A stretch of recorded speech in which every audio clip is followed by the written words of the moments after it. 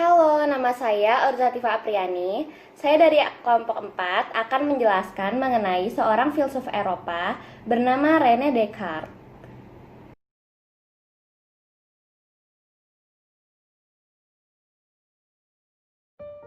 René Descartes sering disebut sebagai bapak filsafat modern, lahir di La Haye, Prancis pada 31 Maret 1596. Dia mendapatkan banyak pengalaman selama menjadi salah satu tentara Bavaria. Pengalaman itu dituangkannya ke buku Discours de la Méthode. Pemikirannya, Cogito ergo sum atau Je pense donc je suis atau I think therefore I exist, telah membuat sebuah revolusi falsafi di Eropa. Ini juga membuktikan keterbatasan manusia dalam berpikir dan mengakui sesuatu yang di luar kemampuan pemikiran manusia. Karena itu, ia membedakan pikiran dan fisik. Pada akhirnya, kita mengakui keberadaan kita karena adanya alam pikir. Meski paling dikenal karena karya-karya filosofinya, ia juga adalah pencipta sistem koordinat Cartesius. Ia juga pernah menulis buku sekitar tahun 1629 yang berjudul Rules for the Direction of the Mind, yang diterbitkan pertama kalinya lebih dari 50 tahun sesudah Descartes tiada. Ada 5 ide Descartes yang punya pengaruh penting terhadap jalan pikiran Eropa, yaitu pandangan mekanisnya mengenai alam semesta, sikapnya yang positif terhadap penjajakan ilmiah, tekanan yang diletakkannya pada penggunaan matematika dalam ilmu pengetahuan, pembelaannya terhadap dasar awal sikap skeptis, dan penitikpusatan perhatian terhadap epistemologi.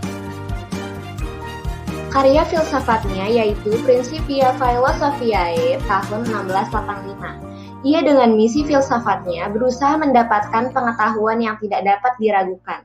Metodenya ialah dengan meragukan semua pengetahuan yang ada, yang kemudian mengantarkannya pada kesimpulan bahwa pengetahuan yang ia kategorikan ke dalam 3 bagian dapat diragukan. Yang pertama yaitu pengetahuan yang berasal dari pengalaman indrawi dapat diragukan. Misalnya dengan memasukkan kayu lurus ke dalam air maka akan terlihat bengkok. Yang kedua, fakta umum tentang dunia semisal api itu panas dan benda yang berat akan jatuh juga dapat diragukan. Descartes menyatakan bagaimana jika kita mengalami mimpi yang selama berkali-kali dan dari situ kita mendapatkan pengetahuan umum tersebut. Yang ketiga, logika dan matematika juga ia ragukan. Ia menyatakan bagaimana jika ada suatu makhluk yang berkuasa memasukkan ilusi dalam pikiran kita, dengan kata lain kita berada dalam suatu matriks. Dari keraguan-keraguan tersebut, Descartes hendak mencari pengetahuan apa yang tidak dapat diragukan, yang mengantarkannya pada premisnya, cogito ergo sum, aku berpikir, maka aku ada. Baginya, eksistensi pikiran manusia adalah sesuatu yang absolut dan tidak dapat diragukan. Meskipun pemikirannya tentang suatu salah, pikirannya tertipu oleh suatu matriks, berarti ia ragu akan segalanya. Tidak dapat diragukan lagi bahwa pikiran itu sendiri eksis atau ada. Dari situ, Descartes melanjutkan filsafatnya bahwa Tuhan dan benda-benda itu ada. Descartes mendasarkan akan adanya Tuhan pada prinsip bahwa sebab harus lebih besar, sempurna, baik dari akibat. Gagasan tentang Tuhan yang ada dalam kepala sebagai akibat hanya bisa disebabkan oleh sebuah makhluk sempurna yang menaruhnya dalam pikiran saya, yakni Tuhan. Begitu menurut Descartes. Setelah membuktikan adanya Tuhan, Descartes membuktikan bahwa benda material itu eksis. Ia menyatakan bahwa Tuhan menciptakan manusia dengan ketidakmampuan untuk membuktikan bahwa benda material itu tidak ada. Bahkan, Tuhan menciptakan manusia untuk memiliki kecenderungan pemahaman bahwa benda material itu eksis. Apabila pemahaman benda material eksis hanya merupakan sebuah matriks kompleks yang menipu pikiran manusia, itu berarti Tuhan adalah penipu. Dan bagi Descartes, penipu ialah ketidaksempurnaan. Sementara, pada teori awalnya Tuhan ialah makhluk yang sempurna. Oleh karena itu, Tuhan tidak mungkin menipu, sehingga benda material pasti ada. Bagi René Descartes, realitas terdiri dari 3 hal, yakni benda material yang terbatas, benda mental non-material yang terbatas, serta benda mental yang tak terbatas. Ia juga membedakan antara pikiran manusia dan tubuh fisik manusia. Namun, dualisme ini juga yang kerap kali menjadi kritikan bagi berbagai filsuf lainnya seperti Berkeley misalnya. Problem utama dari dualisme tersebut ialah bagaimana pikiran dan tubuh berinteraksi satu sama lain.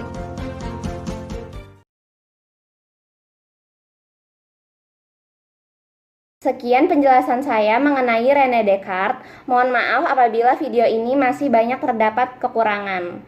Terima kasih telah menonton. Wassalamualaikum warahmatullahi wabarakatuh.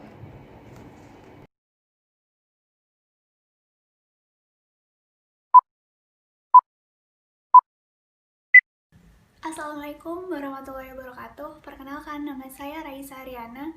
Saya dari kelompok 4 dengan nomor NIM 06035200223. Di sini saya akan menjelaskan materi mengenai filsafat masa Eropa abad pertengahan. Berikut tokoh-tokohnya. Simak terus videonya ya.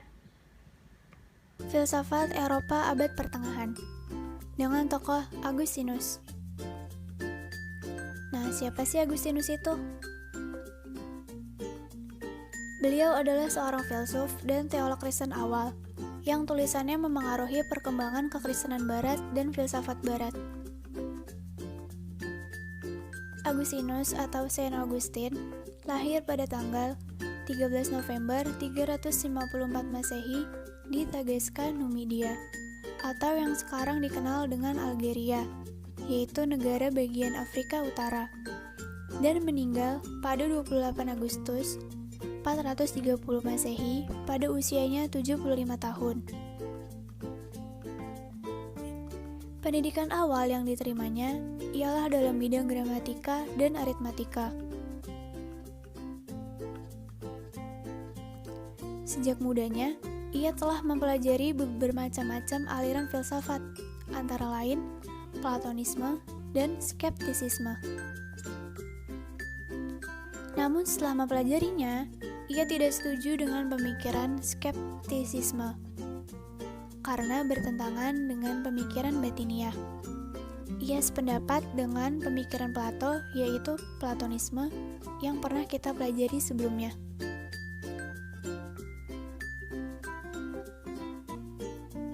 Agustinus yakin benar bahwa pemikiran itu dapat mengenal kebenaran. Setiap pengertian tentang kemungkinan pasti mengandung kesungguhan. Nah, kemudian apa saja sih pemikirannya? Ajaran Agustinus dapat dikatakan berpusat pada dua pol, yaitu Tuhan dan manusia. Yang pertama yaitu pemikiran tentang Tuhan. Dapat dikatakan bahwa seluruh ajaran Agustinus berpusat pada Tuhan. Kesimpulan ini diambil karena ia mengatakan bahwa hanya ingin mengenal Tuhan dan Roh. Kemudian, ia mengatakan bahwa Tuhan itu di atas segala jenis. Sifat Tuhan yang paling penting ialah kekal, bijaksana, maha kuasa, tidak terbatas, maha tahu, maha sempurna, dan tidak dapat diubah. Tuhan adalah suatu kebenaran yang abadi.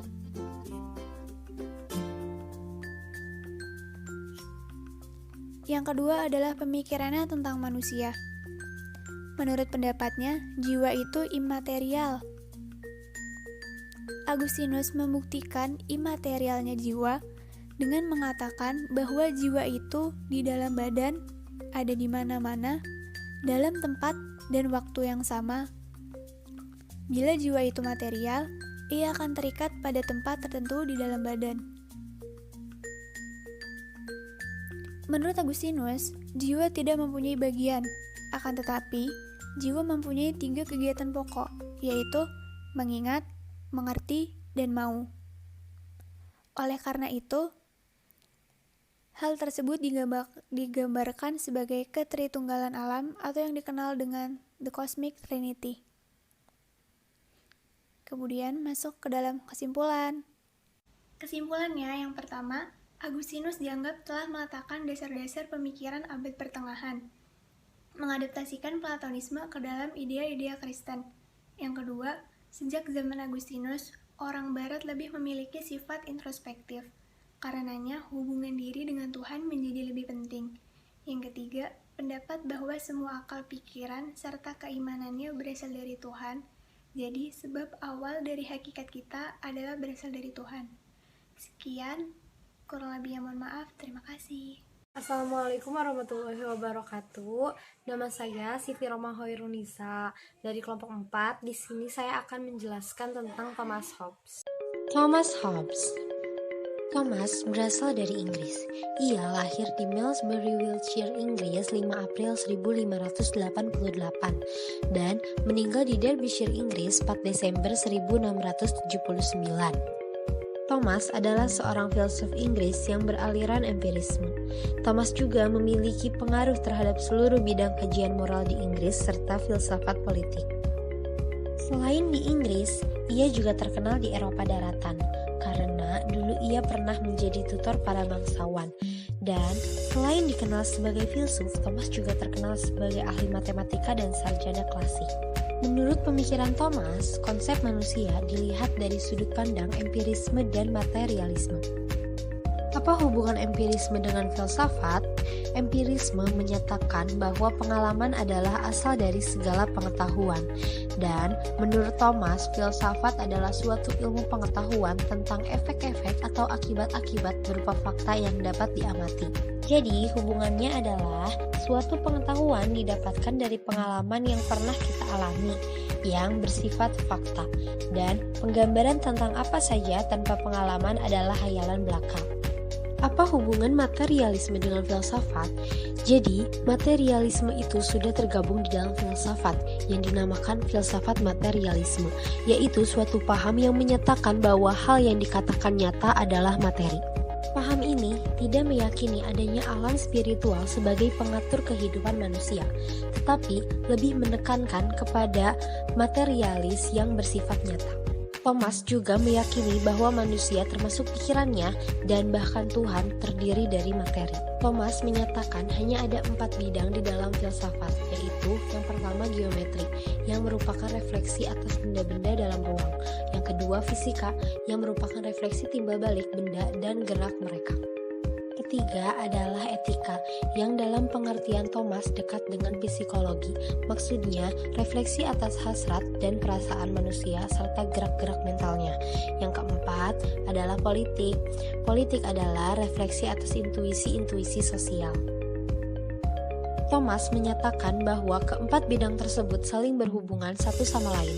Karena itulah, Thomas berpandangan bahwa masyarakat dan manusia dapat dilihat melalui gerak dan materi dalam fisika. Karya-karya Thomas yaitu buku-buku biografi yang ia tulis sendiri. Buku yang sangat terkenal berjudul Leviathan. Dalam buku-bukunya, ia menceritakan tentang kehidupannya dan ilmu filsafat yang telah ia pelajari.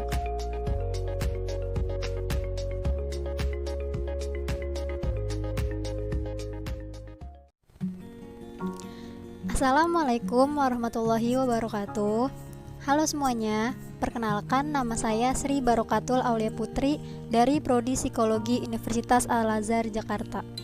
Dengan nomor induk mahasiswa 0603520032. Di sini saya akan menjelaskan materi tentang tokoh yang bernama John Locke dari filsafat Eropa.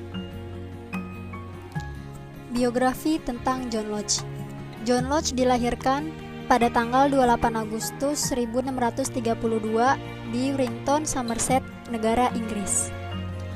Ia belajar di Westminster School selama 5 tahun, yaitu pada tahun 1647 sampai 1652. Dan pada tahun itu juga hingga tahun 1656 ia melanjutkan studinya di Christ Church, Oxford untuk mempelajari agama dan mendapatkan gelar BA. Kemudian, ia melanjutkan studinya lagi hingga ia mendapatkan gelar MA. John Locke adalah seorang filsuf dari negara Inggris yang menjadi salah satu tokoh utama dari pendekatan empirisme. John Locke juga dikenal sebagai filsuf negara liberal. Bersama dengan rekannya, Isaac Newton, Locke dipandang sebagai salah satu figur terpenting di era pencerahan. Tulisan Locke tidak hanya berhubungan dengan filsafat, tetapi juga tentang pendidikan, ekonomi, teologi, dan medis. John Locke telah menciptakan banyak karya. Salah satu karya terpentingnya adalah esai tentang pemahaman manusia, atau Essay Concerning Human Understanding. Salah satu pemikiran Locke yang paling berpengaruh di dalam sejarah filsafat adalah mengenai proses bagaimana manusia mendapatkan pengetahuan. Menurut Locke, seluruh pengetahuan manusia bersumber dari pengalaman manusia. Sebelum seorang manusia mengalami sesuatu, pikiran atau rasio, manusia itu belum berfungsi atau masih kosong. Situasi tersebut diibaratkan seperti sebuah kertas putih atau tabula rasa yang kemudian mendapatkan isinya dari pengalaman manusia itu sendiri. Sehingga sumber utama pengetahuan menurut Locke adalah pengalaman. Locke berpandangan bahwa tidak ada pengetahuan yang mendahului pengalaman manusia, karena segala sesuatu yang diperoleh manusia tidak didapatkan dari genetika orang tuanya, melainkan dari persepsi pengalaman manusia itu sendiri.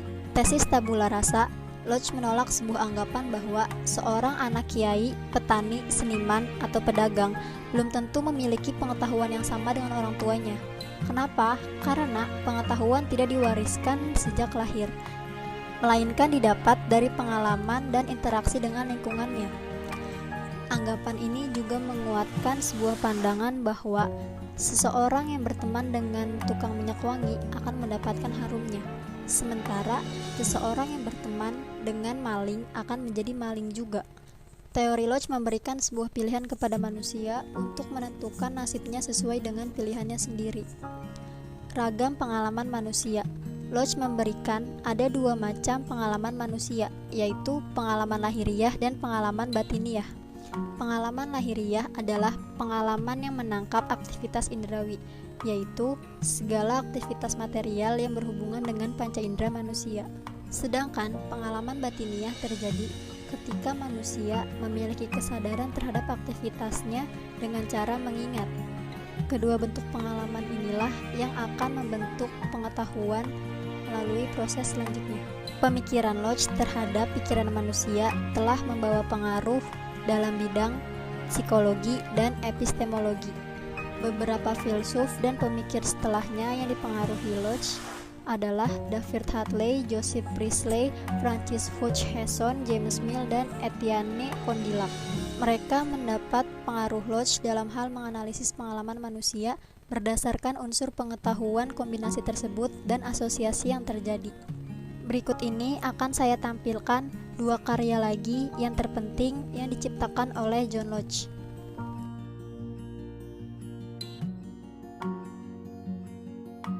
Sekian materi dari saya hari ini. Semoga materi yang saya sampaikan bermanfaat dan berguna untuk kita semua.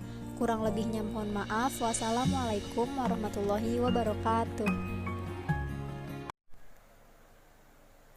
Assalamualaikum warahmatullahi wabarakatuh. Saya Waning Sifa Indra Pradani dari Prodi Psikologi dengan nomor induk mahasiswa 0603520034. Pada kesempatan kali ini saya akan menampilkan video tentang tokoh filsafat Eropa, yaitu Auguste Comte. Kesempatan kali ini saya akan membahas tentang sosiologi dan perubahan sosial menurut Auguste Comte dan positivisme.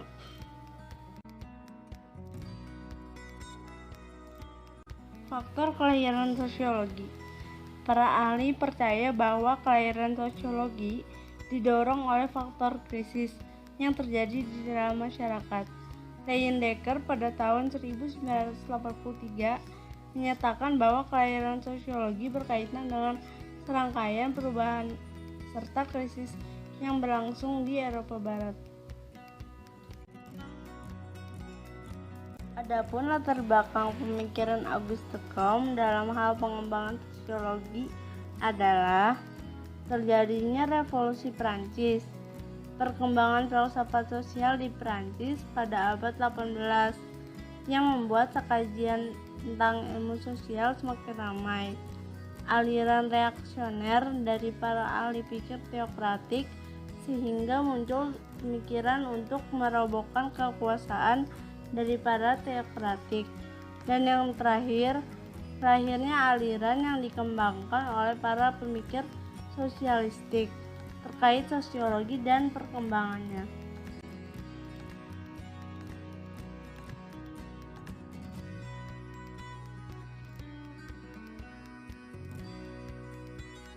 Auguste Comte membedakan antara sosiologi statis dengan sosiologi dinamis. Perkembangan sosiologi sendiri dibentuk oleh setting sosial yang menjadi basis masalah pokok yang dikaji dalam sosiologi. Pembagian ini dilakukan karena anggapan Comte bahwa sosiologi adalah ilmu pengetahuan yang paling kompleks. Sosiologi statis memusatkan kajian yang dilakukan terhadap hukum-hukum statis yang menjadi dasar keberadaan masyarakat. Sosiologi statis dilatar belakangi oleh cita-cita dasar yang menganggap bahwa semua gejala sosial yang pada dasarnya saling berkaitan. Sosiologi statis membahas soal anatomi sosial yang mengulas mengenai aksi-aksi dan reaksi timbal balik yang terjadi dalam sistem sosial. Sosiologi dinamis lebih memusatkan kajiannya terhadap perkembangan masyarakat dalam arti pembangunan.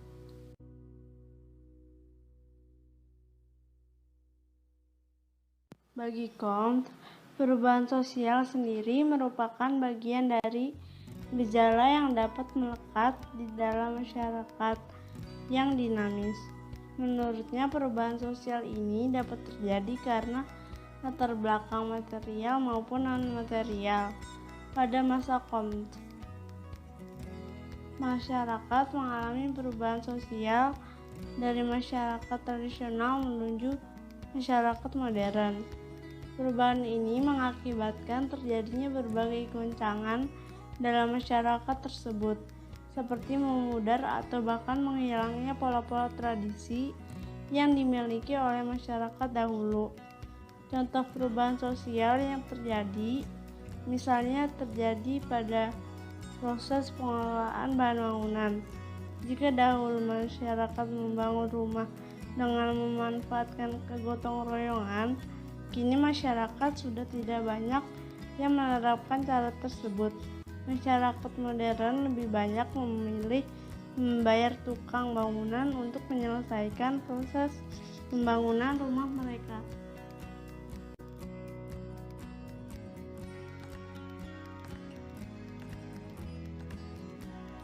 Positivisme.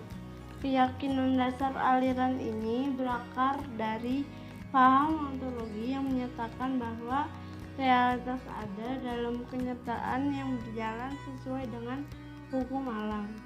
Positivisme muncul pada abad 19, dimotori oleh Auguste Comte dengan nubuah yang ada dan bagaimana realitas tersebut nyatanya berjalan.